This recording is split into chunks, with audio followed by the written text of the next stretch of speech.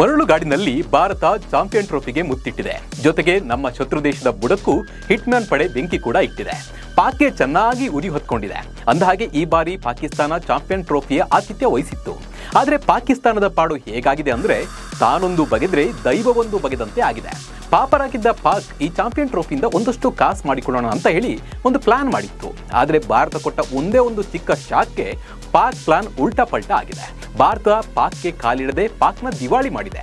ಎಲ್ಲ ಲೀಗ್ ಪಂದ್ಯ, ಸೆಮಿಫೈನಲ್ ಪಂದ್ಯ, ಫೈನಲ್ ಪಂದ್ಯದಲ್ಲಿ ಭಾರತ ಗೆಲ್ತಾ ಇದ್ದಂತೆ ಪಾಕ್ಗೆ ಉರಿ ಹೆಚ್ಚಾಗಿತ್ತು. ಚಾಂಪಿಯನ್ ಟ್ರೋಫಿ ಆಯೋಜನೆ ಮಾಡಿದ್ದ ಪಾಕ್ ಭಾರತಕ್ಕೆ ಟ್ರೋಫಿ ಕೊಡೋಕೆ ಬರಬೇಕಾಗಿತ್ತು. ಆದರೆ ಭಾರತ ಗೆಲ್ತಾ ಇದ್ದಂತೆ ಪಾಕ್ನ PCB ಅಧಿಕಾರಿಗಳು ದುಬೈ ಕಡೆ ಕಾಲ್ ಕೂಡ ಹಾಕಿ ನೋಡಿಲ್ಲ. ಹಾಗಿದ್ರೆ ಯಾಕೆ ಪಾಕ್ ಈ ವೇಳೆ ಬಂದಿಲ್ಲ?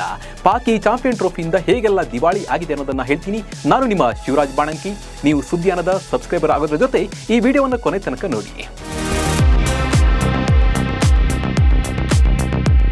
ದುಬೈ ಇಂಟರ್ನ್ಯಾಷನಲ್ ಸ್ಟೇಡಿಯಂನಲ್ಲಿ ನಡೆದ ಚಾಂಪಿಯನ್ ಟ್ರೋಫಿಯ ಫೈನಲ್ ಪಂದ್ಯದಲ್ಲಿ ಟೀಂ ಇಂಡಿಯಾ ಜಯಬೇರಿ ಬಾರಿಸಿದೆ. ಅಂತಿಮ ಪಂದ್ಯದಲ್ಲಿ ನ್ಯೂಜಿಲೆಂಡ್ ತಂಡವನ್ನು 4 ವಿಕೆಟ್ಗಳಿಂದ ಸೋಲಿಸಿ ಟೀಂ ಇಂಡಿಯಾ ಚಾಂಪಿಯನ್ ಪಟ್ಟ ಅಲಂಕರಿಸಿದೆ. ಹೀಗೆ ಚಾಂಪಿಯನ್ ಪಟ್ಟಕ್ಕೇರಿದ ಟೀಂ ಇಂಡಿಯಾಗೆ ಪ್ರಶಸ್ತಿಗಳನ್ನು ಪ್ರದಾನ ಮಾಡಿದ್ದು BCCI ಅಧ್ಯಕ್ಷ ರೋಜರ್ ಬಿನ್ನಿ ಮತ್ತು ICC ಅಧ್ಯಕ್ಷ ಜೈಶಾ. ಆದರೆ ಚಾಂಪಿಯನ್ ಟ್ರೋಫಿ ಆಯೋಜಿಸಿದ ಪಾಕಿಸ್ತಾನ ಕ್ರಿಕೆಟ್ ಬೋರ್ಡ್ನ ಯಾವುದೇ ಅಧಿಕಾರಿ ಸಮಾರೋಪ ಸಮಾರಂಭದ ವೇಳೆ ಕಾಣಿಸಿಕೊಂಡಿಲ್ಲ. ಬ್ಯಾಟರಿ ಹಾಕಿ ನೋಡಿದ್ರು ಒಬ್ಬ ಅಧಿಕಾರಿಗಳು ಕೂಡ ಸ್ಟೇಡಿಯಂ ಬಳಿ ಇರಲಿಲ್ಲ. ಸಾಮಾನ್ಯವಾಗಿ BCCI ಟೂರ್ನಿಯ ಅಂತಿಮ ಪಂದ್ಯದ ವೇಳೆ ಆಯೋಜಕ ಕ್ರಿಕೆಟ್ ಮಂಡಳಿ ಹಾಗೂ ICC ಅಧ್ಯಕ್ಷರು ಕಾಣಿಸಿಕೊಳ್ಳುವುದು ವಾಡಿಕೆ. ಇದಾಗ್ಯೂ ಈ ಬಾರಿಯ ಚಾಂಪಿಯನ್ ಟ್ರೋಫಿ ಟೂರ್ನಿಯ ಆಯೋಜಕರಾದ ಪಾಕಿಸ್ತಾನ ಕ್ರಿಕೆಟ್ ಮಂಡಳಿಯು ಅಧ್ಯಕ್ಷರಾಗಲಿ ಅಥವಾ ಇತರೆ ಸದಸ್ಯರಾಗಲಿ ಅಲ್ಲಿ ಕಾಣಿಸಿಕೊಂಡಿಲ್ಲ. ಇದು ಈಗ ಹೊಸ ಚರ್ಚೆಯನ್ನ ಹುಟ್ಟುಹಾಕಿದ್ದು ಪಾಕ್ ಭಾರತ ಗೆದ್ದಿದ್ದಕ್ಕೆ ಉರ್ಕೊಂಡು ಬಂದಿಲ್ಲ ಅನ್ನೋ ಚರ್ಚೆ ಕೂಡ ನಡೀತಾ ಇದೆ. ಒಂದು ವೇಳೆ ಭಾರತದ ವಿರುದ್ಧ ನ್ಯೂಜಿಲೆಂಡ್ ಗೆದ್ದಿದ್ರೆ ಪಾಕ್ ಕ್ರಿಕೆಟ್ ಮಂಡಳಿ ಅಧಿಕಾರಿಗಳು ಬರ್ತಾ ಇದ್ರು ಅನ್ಸುತ್ತೆ. ಸ್ಟೇಡಿಯಂ ಹತ್ರನ ಎಲ್ಲೋ ರೂಮ್ ಮಾಡ್ಕೊಂಡು ಇದ್ರು ಅನ್ಸುತ್ತೆ. ನಿನ್ನೆ ಭಾರತ ಗೆಲ್ತಾ ಇದ್ದಂತೆ ಅಧಿಕಾರಿಗಳು ಆ ಕಡೆ ಮುಖ ಕೂಡ ಹಾಕಿ ನೋಡಿಲ್ಲ, ಅಂದ್ರೆ ಸ್ಟೇಡಿಯಂ ಕಡೆ ಬಂದೇ ಇಲ್ಲ. ಪಾಕಿಸ್ತಾನದಲ್ಲಿ ಫೈನಲ್ ನಡೆದಿಲ್ಲ ಅನ್ನೋ ಬೇಸರ.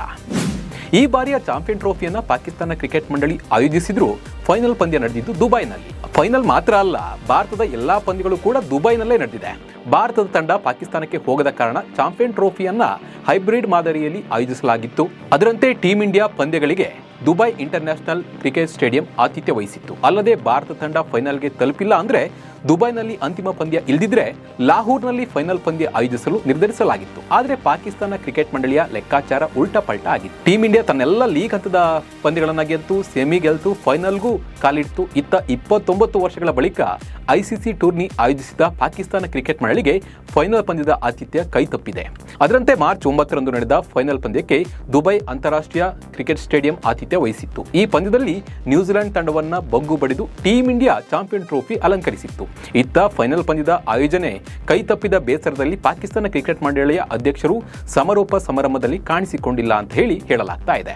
ಒಂದ್ ವೇಳೆ ನ್ಯೂಜಿಲೆಂಡ್ ಎಲ್ಲರೂ ಗೆದ್ದಿದ್ರೆ ಪಕ್ಕ ಅವರಲ್ಲಿ ಇರ್ತಿದ್ರು ಅನ್ಸುತ್ತೆ. ಅಲ್ಲದೆ ಪಾಕಿಸ್ತಾನ ಕ್ರಿಕೆಟ್ ಮಂಡಳಿಯ ಯಾವುದೇ ಸದಸ್ಯರು ಈ ಸಮಾರಂಭದಲ್ಲಿ ಕಾಣಿಸಿಕೊಳ್ಳದಿರುವುದರಿಂದ PCB ವಿರುದ್ಧ ICC ಕಠಿಣ ಕ್ರಮ ಕೈಗೊಂಡರೂ ಅಚ್ಚರಿ ಪಡಬೇಕಾಗಿಲ್ಲ. ಶೋಯಬ್ ಅಖ್ತರ್ ಬೇಸರ. ಇನ್ನು PCBಯ ಯಾವುದೇ ಅಧಿಕಾರಿ ಸಮಾರೋಪ ಸಮಾರಂಭದಲ್ಲಿ ಪಾಲ್ಗೊಳ್ಳದಿರುವುದಕ್ಕೆ ಪಾಕಿಸ್ತಾನದ ಮಾಜಿ ಕ್ರಿಕೆಟಿಗ ಶೋಯಬ್ ಅಖ್ತರ್ ಬೇಸರ ವ್ಯಕ್ತಪಡಿಸಿದ್ದಾರೆ. ಇದೊಂದು ವಿಶ್ವಮಟ್ಟದ ಸಮಾರಂಭವಾಗಿದ್ದು ಅದರಲ್ಲಿ PCBಯ ಯಾವುದೇ ಅಧಿಕಾರಿ ಪಾಲ್ಗೊಳ್ಳದೆ ಇದ್ದಿದ್ದು ಸರಿಯಲ್ಲ ಅಂತ ಹೇಳಿ ಅವರು ವಿಷಾದವನ್ನು ವ್ಯಕ್ತಪಡಿಸಿದ್ದಾರೆ. ಸೆಲ್ಫಿ ವಿಡಿಯೋ ಮೂಲಕ ತಮ್ಮ ಅನಿಸಿಕೆಯನ್ನ ಟ್ವಿಟರ್ನಲ್ಲಿ ಹರಿಬಿಟ್ಟಿರುವ ಇವರು, ಈ ಬಾರಿಯ ಚಾಂಪಿಯನ್ ಟ್ರೋಫಿ ಪಂದ್ಯಾವಳಿಯನ್ನ ಹಿಂದೂಸ್ತಾನವು ಗೆದ್ದುಕೊಂಡಿದೆ. ಫೈನಲ್ ಪಂದ್ಯದ ನಂತರ ಪಡೆದ ಪ್ರಶಸ್ತಿ ವಿತರಣಾ ಸಮಾರಂಭದಲ್ಲಿ ಒಬ್ಬ PCB ಅಧಿಕಾರಿಗಳು ಇರಲಿಲ್ಲ. ಇದೊಂದು ವಿಶ್ವಮಟ್ಟದ ಕಾರ್ಯಕ್ರಮ. ಇಲ್ಲಿ PCB ಅಧಿಕಾರಿಗಳು ಇರಬೇಕಾಗಿತ್ತು, ಆದರೆ ಅವರು ಅಲ್ಲಿ ಇರದೇ ಇದ್ದಿದ್ದು ಯಾಕೆ ಎಂಬುದು ನನಗೆ ಅರ್ಥವಾಗ್ತಿಲ್ಲ. PCB ಇದಕ್ಕೆ ಸಮಜಾಯಿಷಿ ನೀಡಬೇಕು ಎಂದು ಅವರು ಬೇಸರವನ್ನು ವ್ಯಕ್ತಪಡಿಸಿದ್ದಾರೆ. ಭಾರತ ಗೆದ್ದಿದ್ದಕ್ಕೆ ಪಾಕ್ಗೆ ಉರಿಯಾಯ್ತಾ? ಅಸಲಿಗೆ ಕ್ರಿಕೆಟ್ ಅಭಿಮಾನಿಗಳು ಕೂಡ ಇದನ್ನ ಪ್ರಶ್ನೆ ಮಾಡಿದ್ದಾರೆ. ನೀವು ಈ ಬಾರಿಯ ಚಾಂಪಿಯನ್ ಟ್ರೋಫಿ ಆಯೋಜಕರು, ಆದರೆ ಪ್ರಶಸ್ತಿ ಪ್ರದಾನ ಮಾಡುವ ವೇಳೆ ನೀವು ಇರ್ದಿದ್ರೆ ಹೇಗೆ?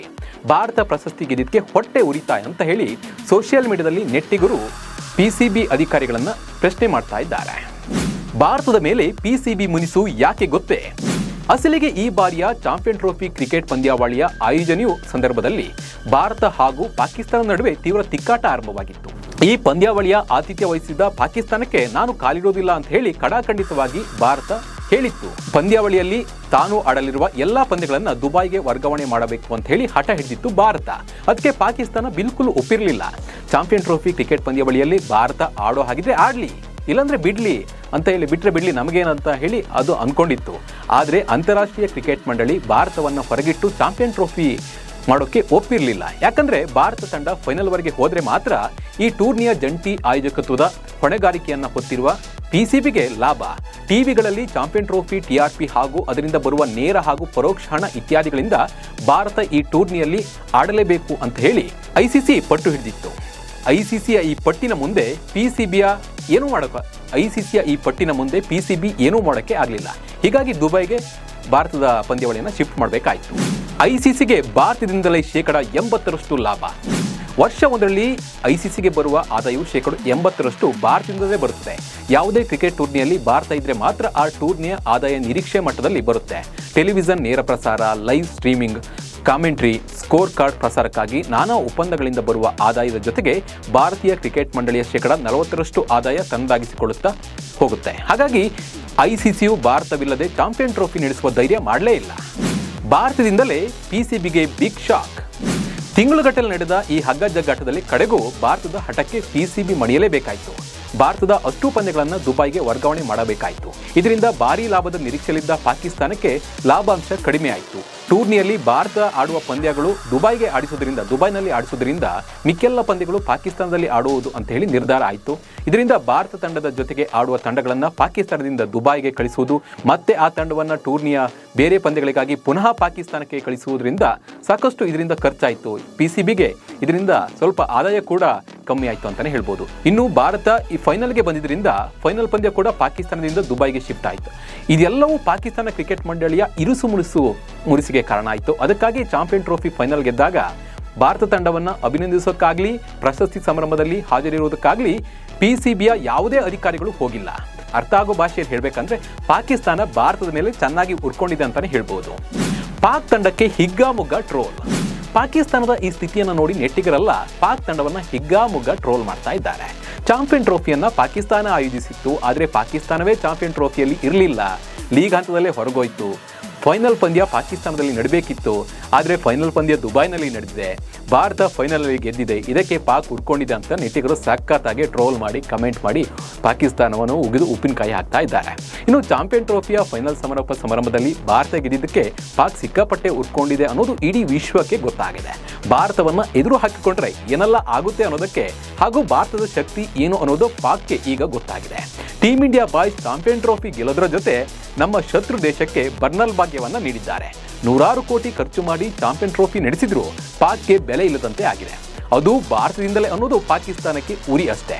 ಒಟ್ನಲ್ಲಿ ನಮ್ಮ ಹೆಮ್ಮೆಯ ಭಾರತ ಪಾಕಿಸ್ತಾನದ ಜೊತೆ ಯುದ್ಧ ಮಾಡೋಕೆ ನಮಗೆ ಅಸ್ತ್ರನೇ ಬೇಕು ಅಂತಿಲ್ಲ ಅನ್ನೋದನ್ನ ಟೀಮ್ ಇಂಡಿಯಾ ತೋರಿಸಿಕೊಟ್ಟಿದೆ. ಈ ಬಗ್ಗೆ ನಿಮ್ಮ ಅನಿಸಿಕೆ ಮತ್ತು ಅಭಿಪ್ರಾಯವನ್ನು ನಮಗೆ ಕಮೆಂಟ್ ಮೂಲಕ ತಿಳಿಸಿ. ನಮಸ್ಕಾರ.